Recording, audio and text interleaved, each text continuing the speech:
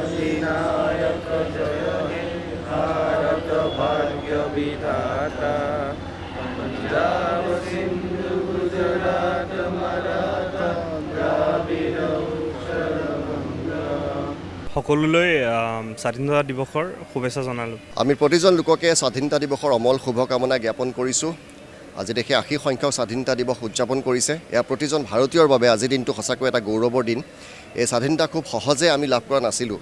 বহু হাজাৰ হাজাৰ লোকৰ কষ্ট আৰু চৰম ত্যাগৰ বিনিময়ত দেশে স্বাধীনতা লাভ কৰিছে। আজি দেশ যথেষ্ট আগুৱাই গৈছে।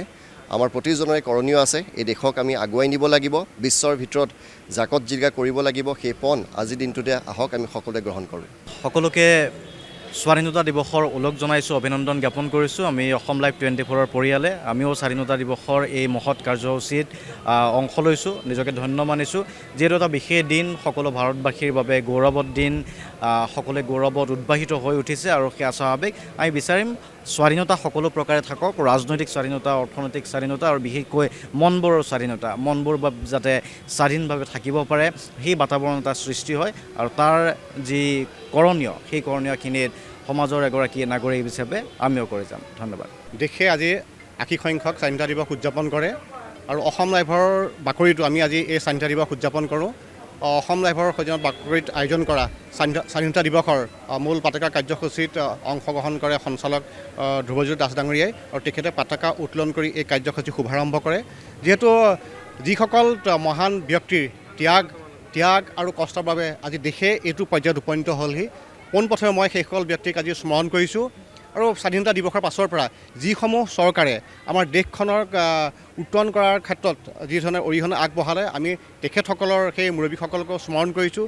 যিহেতু যি সময়ত দেশ স্বাধীন হৈছিল, সেই সময়ত দেশৰ যিটো অৱস্থা আছিল আজিৰ অৱস্থাতকৈ বহুত দুখজনক আছিল, বা যেনেকুৱা ধৰণৰ অৰ্থনৈতিকভাৱে বিকাশ হ'ব লাগিছিল সেই বিকাশ হোৱা নাছিল। কিন্তু পৰৱৰ্তী সময়ত দেখা গৈছে যে দেশখন এতিয়া বিভিন্ন পৰ্যায়ত উন্নতিৰ শিখৰত আগবাঢ়িছে আৰু এই আগবঢ়াৰ ক্ষেত্ৰত যিসমূহ চৰকাৰ আছিল সেই চৰকাৰসমূহৰ ভূমিকা উল্লেখনীয় আছিল আৰু এই স্বাগতে সেই সমূহ চৰকাৰৰ মুৰব্বীসকলে আমি পুনৰবাৰ কৃতজ্ঞতা আৰু ধন্যবাদ জ্ঞাপন কৰিছোঁ।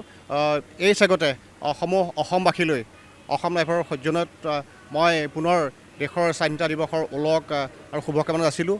সকলোৰে মংগল হওক, সকলোৰে স্বাস্থ্য ভালে থাকক আৰু সকলোৱে স্বাধীনভাৱে বা স্বাধীন মনে জীয়াই থকাৰ যি পৰিৱেশ, সেই পৰিৱেশ গঢ় লৈ উঠিছে।